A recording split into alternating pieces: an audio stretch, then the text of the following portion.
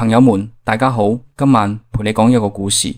呢個故事發生喺1200年前嘅長安城，主角係一個後生仔，16歲坐上龍椅，18歲就冇咗命。你可能會覺得皇帝嘛，就算死都應該死得轟轟烈烈，或者係戰場上中箭，或者係飲咗毒酒，又或者係被千軍萬馬圍困喺宮城入面，最後一刻仲要拔劍自刎。但呢一個後生仔唔係，佢死嗰陣正在換衫喎。你諗下，一個人換緊衫嗰陣係最放鬆、最冇防備嘅狀態，外衫除咗，裏衫未着好，成個人軟腍腍啖企喺度。就係呢個時候，身邊嗰幾個平時陪佢玩、陪佢笑、陪佢捱夜嘅人，拎起刀斬落去。佢叫李湛，大唐第13位皇帝，史書上叫佢做唐敬宗。講起呢個名，你可能好陌生。唐朝嘅皇帝入面，大家記得嘅係李世民、武則天、唐玄宗。李湛呢個名好少人提，因為佢在位得2年幾，短到連一件似樣嘅政績都留唔低。但佢嘅死法喺成部中國歷史入邊都算得上荒誕。點解話荒誕呢？因為佢唔係死於政變，唔係死於外敵入侵，佢係死於自己嘅一個愛好。呢個愛好叫做打夜壺。打夜壺顧名思義就係夜晚出去打狐狸。你可能會問，皇帝打獵唔係好正常咩？正常，但李湛唔係正常啖打，佢係半夜3更帶住一班宦官，拎住棍棒火把，走入深山野林，盜追狐狸。唔係騎馬射箭嗰種體面嘅皇家狩獵，係真係用棍去追去打，搞到成身泥成身汗，玩到天光先返工。一個皇帝夜夜啖搞，你話危唔 dangerous？ 身邊嘅人勸佢，佢唔聽；大臣上書，佢唔睇。佢覺得好玩，覺得刺激，覺得呢個先係佢想過嘅日子。但佢唔知道嘅係，每一次佢深夜出宮，每一次佢玩到筋疲力盡翻嚟換衫嗰陣，身邊嗰啲人都喺度睇住佢，睇住佢幾時最跟，幾時最鬆懈，幾時身邊得最少人。佢以為佢哋係陪佢玩嘅朋友，其實佢哋係等緊一個機會嘅劊子手。呢個故事講嘅唔係英雄。呢個世界上有好多故事係講英雄點樣力挽狂瀾，點樣逆天改命嘅。但今晚呢個唔係。今晚呢個故事講嘅係一個普通嘅少年，佢碰巧做咗皇帝，但佢嘅心智、佢嘅性格、佢對呢個世界嘅理解都仲係一個細路嘅程度。佢用貪玩去逃避佢承受唔起嘅嘢，然後呢個世界就用最殘忍嘅方式話佢知你逃唔甩嘅。好啦，故事要從頭講起。要明白李湛點解會死，就要先明白佢係喺一個點樣嘅世界入面長大嘅。李湛嘅老豆叫李恆，就係唐穆宗。呢個人喺歷史上嘅存在感都唔算高，但佢有一樣嘢好出名，短命。李恆30歲登基，在位得4年，就因為食丹藥中毒死咗，34歲走咗。你要知道，唐朝中後期嘅皇帝好多都係食丹藥食死嘅。佢哋明明坐擁天下，但偏偏覺得自己命唔夠長，要揾道士煉丹，想長生不老。結果丹藥入面全部係水銀、鉛、硫磺呢啲毒物，食落去唔係延年益壽，係慢性中毒。李恆就係啖死嘅。李恆死嗰年，李湛先得15歲。你試下代入一個15歲嘅少年嘅處境，老豆突然死咗，然後有人同你講你要做皇帝啦。呢個有人唔係你阿媽，唔係你老師，係一班你叫都叫唔出名嘅宦官。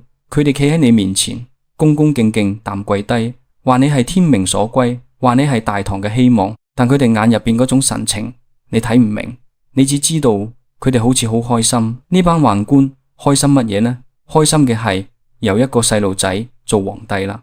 細路仔好控制，細路仔唔識嘢，細路仔只要有得玩就唔會理朝政。呢度要講一講中晚唐嘅宦官勢力，你先至會明白李湛嘅處境有幾絕望。大唐開國嗰陣，宦官只係侍候皇帝起居嘅僕人，地位好低。但去到唐玄宗之後，安史之亂打爆咗成個帝國嘅秩序，皇帝開始信唔過武將，轉而將兵權交俾身邊嘅宦官。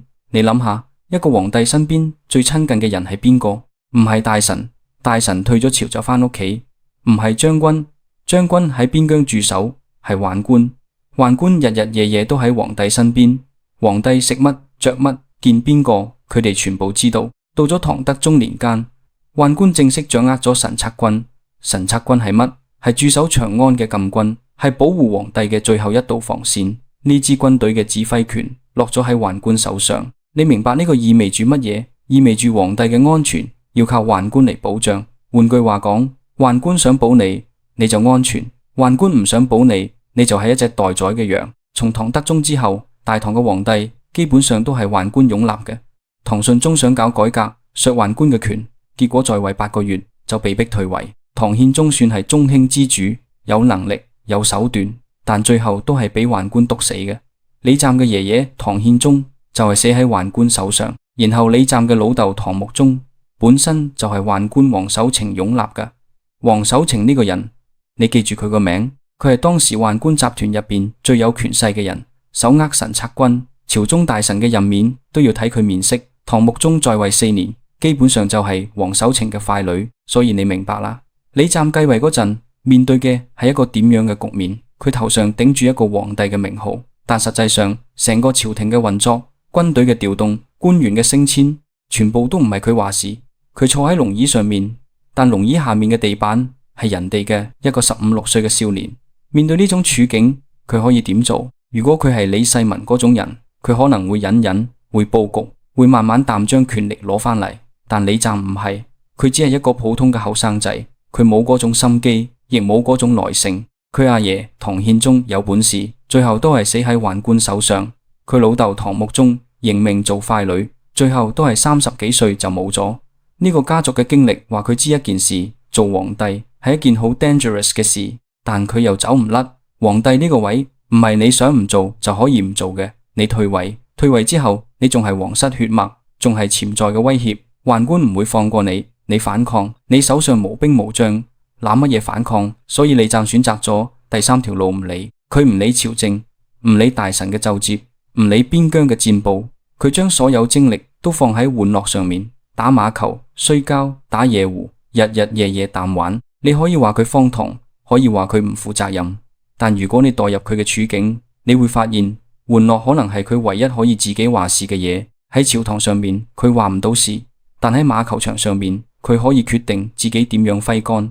喺打夜壺嗰陣，佢可以決定自己追邊隻狐狸。呢啲細微嘅自主權，對一個被困住嘅少年嚟講，可能就係佢全部嘅自由。但自由係有代價嘅，佢越沉迷玩樂，就越俾身邊嘅人睇透佢嘅作息、佢嘅習慣、佢嘅弱點，全部暴露喺嗰班日夜陪伴佢嘅宦官眼前。佢以為自己喺享受人生，其實佢喺一步一步行入一個精心佈置嘅陷阱。我哋講翻李湛嘅日常，史書入邊記載佢嘅生活，用咗4個字：遊戲無度。呢4個字好輕描淡寫，但你細細去睇佢每日做嘅嘢，你會發現呢個少年係真係將玩樂當成咗生命嘅全部。先講打馬球，唐朝嘅馬球係一項好激烈嘅運動，騎住馬手執搶桿，喺球場上面追住一個拳頭大嘅木球互相爭奪。呢個運動本身就有 dangerous 性，跌落馬，俾馬踩到，俾球桿掃中，都係常有嘅事。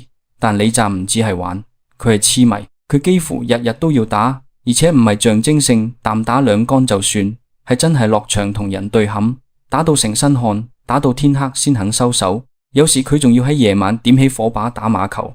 你想象下嗰個畫面，成個球場四周插滿火把，火光搖曳之下，幾十匹馬喺度奔馳，馬蹄揚起嘅塵土喺火光入面翻滾。李湛騎喺馬上面，眼睛發光，成個人亢奮到極點。佢嗰陣先得16、17歲，正正係精力最旺盛嘅年紀。佢覺得自己無所不能。然後係摔跤，李湛好中意睇人摔跤，亦好中意自己落場。佢會喺宮入面揾一班身手好嘅宦官同侍衛，同佢哋比試。一個皇帝除咗龍袍，着住短打，同人喺地上扭作一團，你話荒唔荒唐？但李湛唔覺得荒唐，佢覺得過癮。仲有一樣嘢，史書記載佢好中意曲鞠同手搏。曲鞠即係踢波，手搏即係拳擊。呢啲全部係體力活動，全部係要出汗、要對抗、要刺激嘅嘢。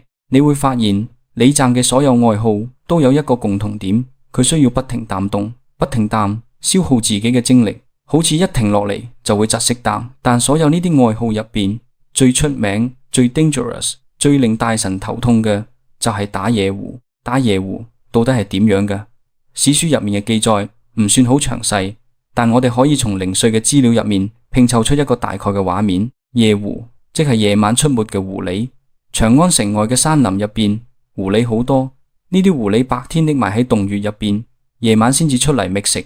李湛嘅玩法係淡嘅，等到入夜之後，佢帶住一班宦官，有時10幾個人，有時幾十個人，拎住火把同棍棒走入山林入邊。佢哋先用火把將狐狸從洞穴入邊逼出嚟，然後一班人追住隻狐狸跑，用棍棒去打。呢個過程入邊，山路崎嶇，夜晚視線差，火把嘅光照唔到幾遠，腳下嘅石頭同樹根隨時會灌到人。一班人喺黑暗入面追住一隻驚慌失措嘅狐狸跑，又叫又笑，跌跌撞撞。李湛覺得呢種感覺好刺激，嗰種心跳加速、腎上腺素飆升嘅快感，係佢喺宮入面坐喺龍椅上面永遠感受唔到嘅。但你諗深一層，呢件事有幾 dangerous？ 第一，夜晚出宮，皇帝嘅安全冇保障。正常嚟講，皇帝出行要有大隊禁軍護衛，要有人提前清場。但李湛打夜壺係臨時起意，話走就走，根本冇時間做安全部署。第二，身邊跟住嘅人數有限，打夜壺唔係正式嘅皇家狩獵，唔會出動幾百人嘅儀仗隊。跟住李湛嘅通常就係佢身邊嗰10幾個貼身宦官，呢啲人係佢最信任嘅人，亦係離佢最近嘅人。第三，打完夜壺翻嚟之後，李湛通常已經收到虛脫，成身汗，成身泥。第一件事就係換衫休息。呢個時候佢嘅警惕性係最低嘅，身體亦係最虛弱嘅。呢3點加埋一齊就係一個完美嘅刺殺條件。但李湛唔知道，佢只知道好玩。大臣們當然睇到問題，張權如上書勸諫，話皇上深夜出宮，萬一有乜嘢意外點算？李湛睇完笑一笑，唔理。翰林學士韋柱後亦上過書，話皇上應該親近賢臣，遠離小人，唔好沉迷玩樂。李湛聽完點一點頭，話知道啦。然後第二日照樣出去打夜壺。有一次，一個叫做李澄嘅宰相喺朝堂上面當面同李湛講：陛下，你日日淡玩，唔理朝政，天下人點睇你？李湛嗰陣嘅反應好有意思，佢唔係發怒，唔係辯解，佢只係沉默咗一陣，然後話：朕知道啦，你退下啦。呢個反應好值得玩味。佢唔係唔知道自己做嘅嘢有問題。佢係知道，但佢選擇唔改。一個17歲嘅少年，面對一班比佢大幾十歲嘅大臣嘅指責，佢能夠做嘅回應就係沉默，因為佢知道，就算佢唔玩啦，認真處理朝政，佢都改變唔到乜嘢。權力唔喺佢手上，軍隊唔喺佢手上，佢做乜嘢都係徒勞，所以不如繼續玩。起碼玩嘅時候，佢可以暫時忘記自己係一個傀儡，而喺佢身邊有一個人一直默默但陪住佢玩，陪住佢笑，陪住佢夜夜出宮打狐狸。呢個人叫劉克明。劉克明係一個宦官，年紀同李湛差唔多，後生機靈，識得討人歡心。佢知道李湛中意乜嘢，就陪佢玩乜嘢。李湛打馬球，佢就做佢嘅隊友；李湛打夜壺，佢就拎住火把跑喺最前面幫佢照路。李湛覺得呢個人係自己嘅知己，喺呢個冰冷嘅皇宮入面唯一明白佢嘅人。但劉克明心入邊諗嘅嘢同李湛以為嘅完全唔同。佢陪李湛玩嘅每一日都喺度觀察李湛幾點出宮，幾點翻嚟，翻嚟之後第一件事做乜嘢，身邊會留低幾多人。佢將呢啲信息一點一點淡記低，好似一個獵人喺度研究獵物嘅習性。而李湛就係嗰隻夜壺，佢以為自己係獵人，其實佢先係獵物。劉克明呢個人，史書入面對佢嘅記載唔算多，但每一筆都透住一種陰冷嘅氣息。佢嘅出身有啲特別，一般嘅宦官係細個嗰陣被淨身送入宮嘅，一世都係奴僕嘅命。但劉克明唔同，有一種講法話佢本身係士人出身，後來因為某啲原因先至入宮做咗宦官。呢個背景好重要，因為佢代表住劉克明同一般宦官唔同。佢讀過書，佢有野心，佢唔甘心一世做人奴僕。喺李湛身邊嘅宦官入面，劉克明嘅地位唔算最高，真正掌握大權嘅係王守澄同梁守謙呢啲老牌宦官。佢哋手握神策軍，係真正嘅實權人物。劉克明只係一個陪皇帝玩嘅小角色，喺權力嘅階梯上面，佢排得好後。但劉克明唔認命，佢心入面有一個計劃。如果佢可以殺咗李湛，然後擁立一個新皇帝，嗰個新皇帝就會感激佢，就會將權力交俾佢。到時候佢就唔再係一個陪人玩嘅小宦官，佢會成為新嘅王守澄，甚至比王守澄更加有權勢。呢個計劃聽落好瘋狂，但喺中晚唐嘅政治環境入邊，其實唔算新鮮。之前已經有宦官殺過皇帝，唐憲宗就係俾宦官陳弘志毒死嘅，而且殺完之後，陳弘志都冇乜事，照樣喺宮入面做佢嘅宦官。呢個先例話俾劉克明知，殺皇帝唔係一定會死嘅，只要你殺完之後能夠掌握住局面，你就贏咗。劉克明揾到咗幾個同黨，一個叫蘇佐明，一個叫田慕情，仲有幾個名字喺史書入面只係一筆帶過嘅小宦官。呢班人有一個共同點，佢哋都係李湛身邊嘅貼身侍從，都係日日夜夜跟住皇帝嘅人。佢哋對李湛嘅一切習慣了如指掌。密謀係幾時開始嘅？史書冇記載確切嘅時間，但可以推斷應該係寶曆2年嘅下半年，即係公元826年嘅秋天前後。嗰陣李湛已經在位差唔多2年，佢嘅荒唐行為越嚟越嚴重，朝堂上面嘅大臣越嚟越失望，而宦官集團內部嘅權力鬥爭亦越嚟越激烈。劉克明嘅計劃係淡嘅，趁李湛打完夜壺翻嚟換衫休息嗰陣動手。呢個時間點有幾個好處：第一，夜深人靜，宮入邊大部分人都瞓咗；第二，李湛體力耗盡，無力反抗；第三，身邊得幾個貼身宦官，而呢幾個人全部係自己人。但劉克明仲要解決一個問題：殺完之後點算？佢嘅計劃係擁立翼王李兀做新皇帝。李兀係唐憲宗嘅兒子，即係李湛嘅叔叔。劉克明揀佢係因為李兀一直遠離權力中心，冇自己嘅勢力，容易控制。如果李兀做咗皇帝，佢劉克明就係擁立之功嘅第一人。到時候神策軍嘅指揮權、朝廷嘅人事任免，全部都會落入佢手中。呢個計劃有一個致命嘅漏洞，但劉克明當時睇唔到，佢低估咗王守澄同梁守謙呢班老牌宦官嘅實力。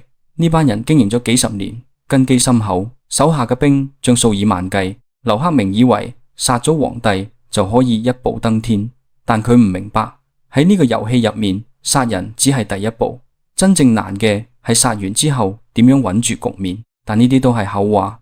喺密謀嘅嗰幾個月入邊，劉克明表面上同平時一樣，日日陪李湛玩，陪佢打馬球，陪佢打夜壺。佢笑得比以前更加燦爛，表現得比以前更加忠心。李湛對佢越嚟越信任，有時甚至會同佢講一啲心底話。呢種信任對劉克明嚟講，只係一種確認佢嘅計劃可以成功。而喺朝堂上面，有冇人察覺到異樣呢？其實係有嘅。寶曆2年嘅下半年，朝中有幾個大臣隱約感覺到氣氛唔對。宰相裴度曾經上書話，宮中宦官之間似乎有暗流湧動，建議皇帝加強戒備。但李湛照例唔理，佢覺得裴度呢啲老臣成日大驚小怪，自己身邊嘅人對自己忠心耿耿，有乜好擔心？仲有一件事好值得留意，喺李湛被殺前嘅幾個月，佢身邊嘅護衛力量其實係被削弱咗嘅。本來皇帝身邊應該有一隊專門嘅禁軍侍衛，但李湛嫌佢哋礙事，打夜壺嗰陣唔方便，就將佢哋調走咗一部分。呢個決定等於係佢親手拆除咗自己最後嘅防線。你睇，有時候一個人嘅死亡唔係一個突然嘅事件，係一連串細微嘅選擇累積出嚟嘅結果。每一次李湛拒絕大臣嘅勸諫，每一次佢將護衛調走，每一次佢毫無保留淡信任，身邊嘅宦官都係喺自己嘅棺材上面釘多一口釘，而劉克明就喺度耐心淡等，等一個最合適嘅夜晚，等李湛滿得最盡興、最疲憊嘅嗰一刻。寶曆2年12月，長安嘅冬天，夜長日短，天黑得早。呢個季節嘅狐狸為咗過冬，活動得特別頻繁，係打夜壺嘅最佳時節。劉克明知道時機到啦。寶曆2年12月初8，長安嘅冬夜好凍，北風從城外嘅渭水平原吹過嚟，帶住一種刺骨嘅寒意。宮牆上面嘅燈籠被風吹得搖搖晃晃，光影喺地上跳動，好似有乜嘢活物喺度爬行。李湛嗰日嘅心情好好，點解呢？因為前幾日落過一場薄雪，山林入邊嘅狐狸為咗揾食，被逼走出洞穴，足跡清晰可見。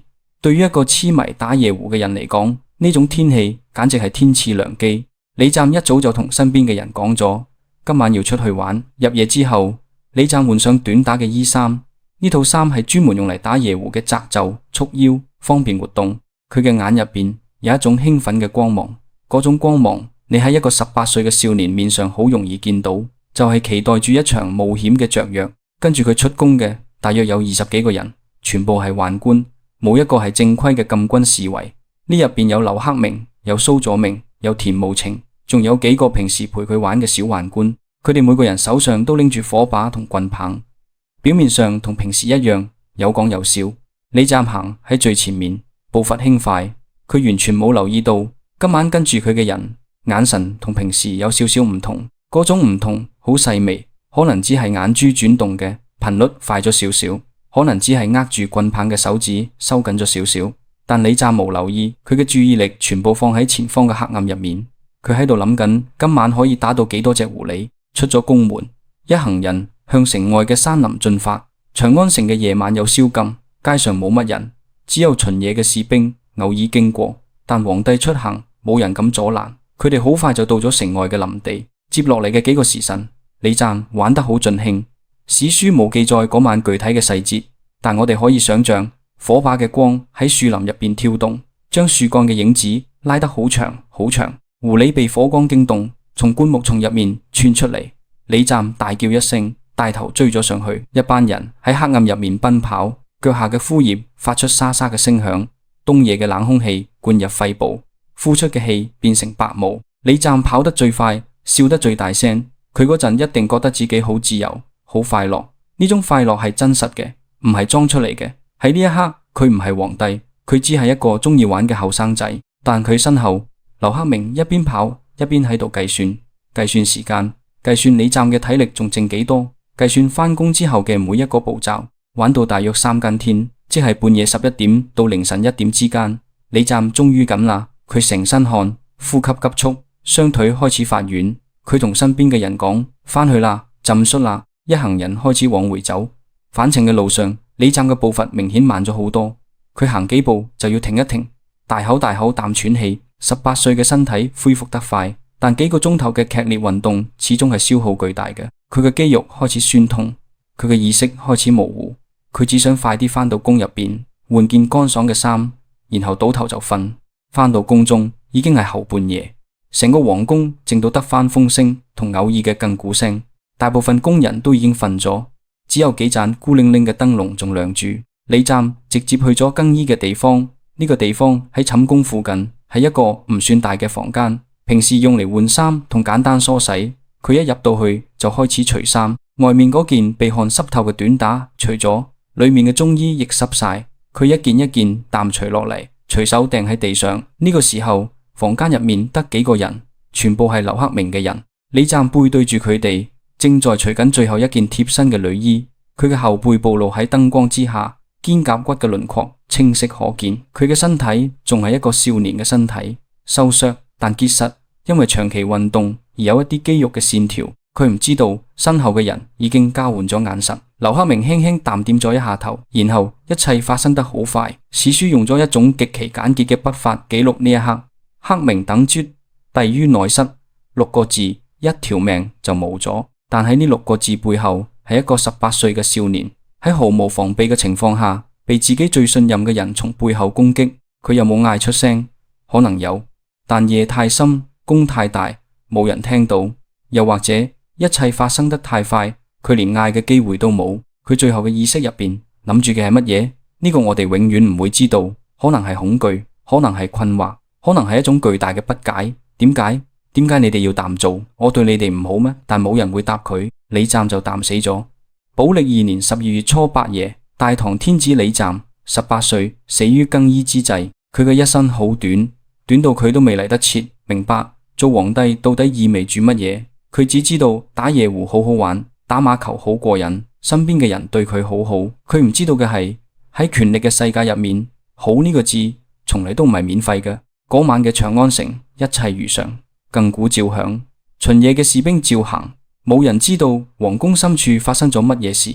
直到第二日天光，消息先至慢慢傳開。而劉克明喺李湛斷氣之後，第一時間做嘅唔係悲傷，唔係後悔，係派人去接侍王李兀入宮。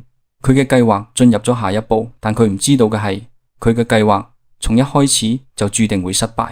劉克明犯咗一個致命嘅錯誤，佢以為殺咗皇帝就等於掌握咗權力。但權力呢樣嘢從來唔係靠一把刀就可以攞到嘅。刀可以殺人，但刀控制唔到人心，更加控制唔到軍隊。李站斷氣之後，劉克明即刻開始行動。佢做嘅第一件事係封鎖消息，佢命令宮門緊閉，唔准任何人出入，然後派自己嘅人去燕王李兀嘅府邸，話皇帝有旨意召見。李兀嗰陣仲瞓緊覺，被人叫醒之後，一頭霧水淡，跟住入宮。佢唔知道自己嘅侄仔已經死咗，更加唔知道自己即將被推上皇位。劉克明嘅計劃係天光之前搞掂一切，等到朝臣翻嚟上朝嗰陣，佢哋見到嘅就係一個新皇帝已經坐喺龍椅上面嘅既成事實。到時候木已成舟，大臣們就算唔滿意都冇辦法反對。呢個計劃聽落好完美，但有一個巨大嘅漏洞：王守澄同梁守謙。王守澄呢個人之前講過，係當時宦官集團入邊最有實力嘅人物，佢掌握住神策軍嘅指揮權，喺宮中經營咗10幾年，耳目遍布每一個角落。劉克明以為自己封鎖咗消息，但實際上李湛被殺嘅消息喺幾個時辰之內就傳到咗王守澄耳中。王守澄聽到呢個消息之後，第一反應唔係震驚，係憤怒。佢憤怒嘅唔係李湛死咗，講真，李湛對佢嚟講只係一隻棋子，死咗可以再換一隻。佢憤怒嘅係劉克明竟然咁繞過佢嚟做呢件事。你要明白，宦官集團內部嘅權力邏輯，喺呢個圈子入面有一條唔成文嘅規矩：大事要商量，利益要分配。你想廢立皇帝可以，但你要同其他有實力嘅人商量好，大家一齊做，事成之後利益均分。劉克明嘅問題係佢乜都冇同王守澄講，自己偷偷摸摸淡做咗，仲想獨吞所有好處。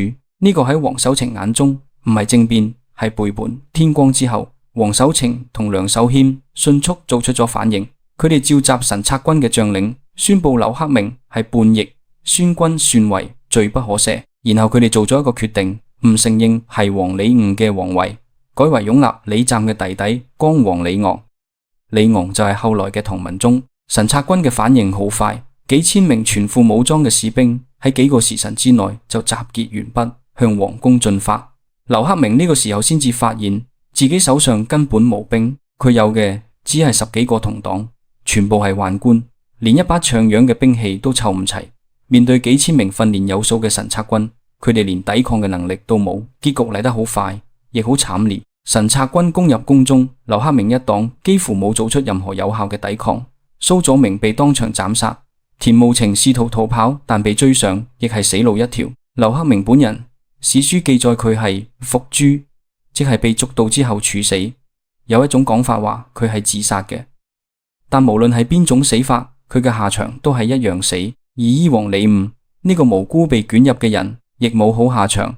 雖然佢係被逼嘅，但王守澄唔會留低一個潛在嘅威脅。李兀好快就被刺死，一條命就淡無咗。佢可能到死都唔明白自己做錯咗乜嘢。成件事從李湛被殺到劉克明伏誅，前後唔夠3日。3日，一個皇帝死咗，一個皇帝被立，一班人被殺，權力完成咗一次重新分配。喺長安城嘅百姓眼中，可能只係覺得呢幾日宮門封鎖得特別嚴，街上嘅巡邏兵多咗少少，然後一切恢復正常。新皇帝登基，大赦天下，好似乜事都冇發生過。但有啲嘢確實改變咗。新皇帝唐文宗李昂係一個同李湛性格完全唔同嘅人，佢好學、勤政、有理想。佢登基之後，第一件事就係減少宮中嘅車馬開支，第二件事係親近賢臣，第三件事係試圖削弱宦官嘅權力。佢親眼見到自己嘅哥哥點樣死嘅，佢知道宦官嘅可怕，佢想改變呢個局面。但結果呢？唐文宗在位14年，試過一次大規模嘅清除宦官行動，就係歷史上著名嘅甘露之變。結果行動失敗，大臣被屠殺，唐文宗自己亦被宦官軟禁，最後鬱鬱而終，死嗰陣先得32歲。佢臨死前講咗一句話，史書記載落嚟嘅朕不及周懶王、漢獻帝，意思係我連周朝末代嘅周懶王同漢朝末代嘅漢獻帝都不如。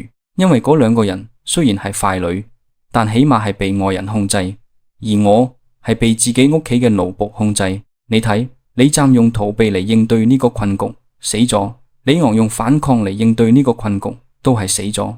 眾晚堂嘅皇帝，無論你點做，結局都係一樣。呢個係制度嘅悲劇，唔係個人嘅悲劇。但話講返嚟，李湛嘅死喺歷史嘅長河入邊，到底留低咗乜嘢？佢冇留低政績，冇留低詩文，冇留低任何值得後人紀念嘅嘢。佢留低嘅只係一個警示。一個人如果一直逃避自己嘅處境，嗰個處境唔會因此消失，只會喺你最鬆懈嘅時候反噬你。講到呢度，我想停一停，同你用另一個角度去睇李湛呢個人。史書對佢嘅評價好差，舊唐書話佢遊戲無道，私匿群小；新唐書話佢放棄。後世嘅史學家提起佢，通常都係搖頭嘆息，話呢個係一個典型嘅昏君，自作自受。但我想問一個問題，如果李湛唔係皇帝呢？你試下想象，如果佢只係一個普通嘅貴族子弟，生喺長安城入面一個有錢人家，佢中意打馬球，中意摔跤，中意夜晚出去同朋友玩到天光，呢種人喺唐朝嘅貴族圈子入邊多到數唔晒，冇人會覺得佢有問題，大家只會話呢個後生仔精力旺盛，貪玩咗啲，大咗就好啦。佢嘅罪唔係貪玩本身，係佢貪玩嘅同時坐喺一個唔應該貪玩嘅位置上面。但呢個位置係佢自己揀嘅咩？唔係。佢15歲嗰年，老豆死咗，一班宦官將佢推上皇位，冇人問過佢想唔想做皇帝，冇人問過佢準備好未，佢就暫被放喺一個佢承受唔起嘅位置上面。然後所有人都期望佢表現得像一個成熟嘅統治者，但佢只係一個細路。你有冇試過被逼做一件你完全唔想做亦做唔到嘅事？嗰種感覺係好絕望嘅。你知道自己做唔好，身邊嘅人都知道你做唔好，但冇人俾你退出。你唯一可以做嘅就係假裝呢件事唔存在，然後將注意力放喺其他嘢上面。李湛嘅貪玩某程度上就係呢種心理。佢唔係唔知道自己係皇帝，佢係知道但唔想面對。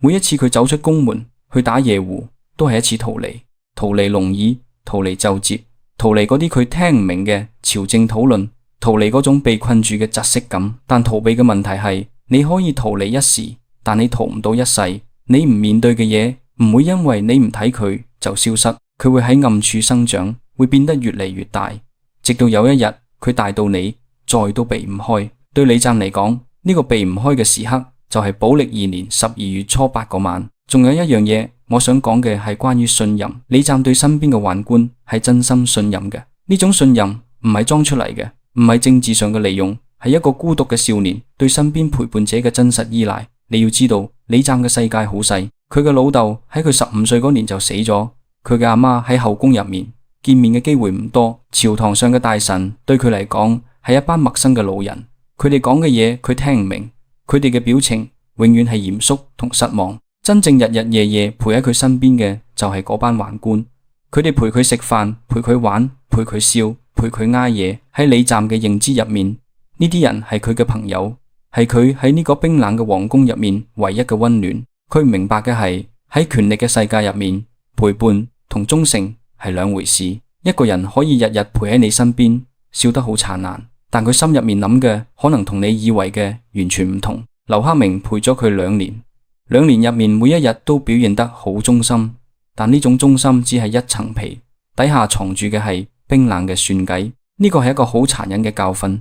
你信任一個人，唔代表嗰個人值得你信任，但更加殘忍嘅係，如果你因為怕被背叛，就唔再信任任何人，你嘅人生會變得好孤獨、好冰冷。李湛嘅悲劇唔係佢信錯咗人，佢嘅悲劇係佢被放喺一個信任呢樣嘢變得極度 dangerous 嘅位置上面。普通人信錯一個朋友，最多係傷心一場；皇帝信錯一個身邊人，係要命嘅。所以你話李湛到底係一個昏君定係一個受害者？我覺得佢兩樣都係，又兩樣都唔完全係。佢確實荒廢咗自己嘅責任，呢個係事實，但佢亦確實係一個被時代同制度碾壓嘅普通人，呢個都係事實。呢兩樣嘢唔矛盾。一個人可以同時係加害者同受害者，可以同時有錯又值得同情。歷史入邊好多人都係淡嘅，佢哋唔係純粹嘅好人或者壞人，佢哋只係喺一個特定嘅處境入邊做出咗佢哋能力範圍之內嘅選擇。呢啲選擇可能係錯嘅，但你好難話佢哋有其他更好嘅選項。李湛如果唔貪玩，認真處理朝政，佢嘅結局會唔會唔同？老實講，大概率唔會。佢嘅弟弟唐文宗就係一個活生生嘅例子，認真做皇帝，努力反抗宦官，結果仲係被困死。中晚唐嘅皇帝係一個結構性嘅困局，唔係靠個人努力就可以突破嘅。但呢個唔代表李湛嘅選擇就係啱嘅。逃避雖然改變唔到結局，但逃避令佢失去咗面對結局嘅尊嚴。佢死嗰陣係喺換衫嘅時候被人從背後偷襲。如果佢清醒啲、警覺啲，就算最終都係死，起碼可以死得唔啖窩囊。呢個可能就係呢個故事最核心嘅一點。我哋改變唔到命運，但我哋可以選擇用乜嘢姿態去面對佢。好啦，故事講完啦，夜已經好深，你聽到呢度可能心入邊有少少沉重。一個18歲嘅少年死喺1200年前嘅長安城，佢嘅名字喺歷史書入面只佔幾頁紙，大部分人一世都唔會翻到嗰幾頁。佢活過、玩過、笑過，然後喺一個冬天嘅夜晚永遠暫停咗落嚟。但今晚我同你講呢個故事，唔係想你替佢傷心，佢已經係1200年前嘅人啦，傷心都幫唔到佢。我想講嘅係呢個故事入面有啲嘢同我哋每一個人都有關。你有冇試過用某一樣嘢嚟逃避你唔想面對嘅現實？可能係碌手機碌到凌晨3點，因為你唔想諗聽日要交嘅嘢；可能係不停啖煲劇、打機、刷短視頻，因為一停落嚟，腦入面嗰啲煩惱就會湧上嚟；可能係用忙碌嚟填滿自己嘅時間，因為你怕靜落嚟之後要面對某啲情緒。呢啲就係我哋每個人嘅夜狐。李湛追嘅係山林入邊嘅狐狸，我哋追嘅可能係手機屏幕上面嘅光、深夜嘅外賣，又或者係一段明知冇結果但唔捨得放手嘅關係。形式唔同，但本質一樣，我哋都喺度用某樣嘢嚟填滿一個空洞。嗰個空洞嘅名字叫做我唔想面對。我唔係話逃避就一定係錯嘅，人有時候係需要休息嘅，需要暫時將煩惱放低，俾自己喘一口氣。呢個好正常，好健康。但如果逃避變成咗一種習慣，變成咗你唯一嘅應對方式，但就有問題啦。因為你逃避嘅嗰啲嘢唔會因為你唔睇佢就消失，佢會喺度等你，而且通常越等越大。李湛逃避咗2年，最後等住佢嘅係一把刀。我哋大多數人唔會面對淡極端嘅後果，但道理係一樣嘅。你拖延嘅功課會越積越多，你回避嘅關係問題會越嚟越嚴重，你唔肯面對嘅身體狀況會越拖越差。但我今晚唔係想同你講大道理，大道理你都識講，唔使我教。我想同你講嘅係另一樣嘢。李湛嘅故事入面最令我感觸嘅唔係佢嘅死，係佢嘅孤獨。一個16歲嘅少年坐喺全天下最高嘅位置上面，但佢身邊冇一個真正關心佢嘅人。大臣們關心嘅係朝政，宦官們關心嘅係權力，冇一個人關心嗰個少年本身。冇人問過佢，你開唔開心？你敢唔敢？你有乜嘢想講？佢嘅貪玩某程度上係一種求救信號，佢用最激烈嘅方式去消耗自己嘅精力，因為佢唔知道仲可以點樣表達自己內心嘅不安。佢冇人可以傾訴，冇人可以依靠，佢只能夠用玩樂嚟麻痹自己。呢種孤獨，我相信好多人都感受過，唔一定係物理上嘅孤獨。你身邊可能有好多人，有朋友，有同事，有家人，但有時候你會覺得真正明白你嘅人一個都冇。你笑嘅時候大家一齊笑，但你喊嘅時候你唔知道可以揾邊個。如果你而家正係淡嘅狀態，我想同你講，呢個感覺會過去嘅，唔係因為有人會突然出現嚟拯救你，係因為你自己會慢慢學識點樣同呢種孤獨相處。你會學識分辨邊啲人值得信任，邊啲人只係路過。你會學識喺孤獨嘅時候唔係逃避，而係靜靜淡陪住自己。李湛冇呢個機會，佢18歲就死咗，佢冇機會長大，冇機會學識呢啲嘢。但你有，你仲有好多好多時間。今晚聽完呢個故事，如果你心入邊有少少觸動，唔使急住做乜嘢，你唔使即刻制定一個改變人生嘅計劃，唔使逼自己聽日就變成一個全新嘅人。你只需要記住一件事，你逃避緊嘅嗰樣嘢，遲早要面對，早面對好過遲面對，因為越早面對佢就越細，越容易處理。但今晚唔使，今晚你已經抌啦，今晚你只需要好好瞓一覺，養足精神。聽日嘅事聽日先算。窗外面可能仲有風聲，可能已經好靜，無論係邊種都係一個適合瞓覺嘅夜晚。1200年前嘅長安城，嗰個貪玩嘅少年已經永遠淡留喺咗歷史入邊，而你仲喺度，你仲有明天，仲有好多好多個明天，呢個就係你同佢最大嘅分別。好好珍惜你嘅明天，唔好追夜壺，追到忘記咗返屋企嘅路。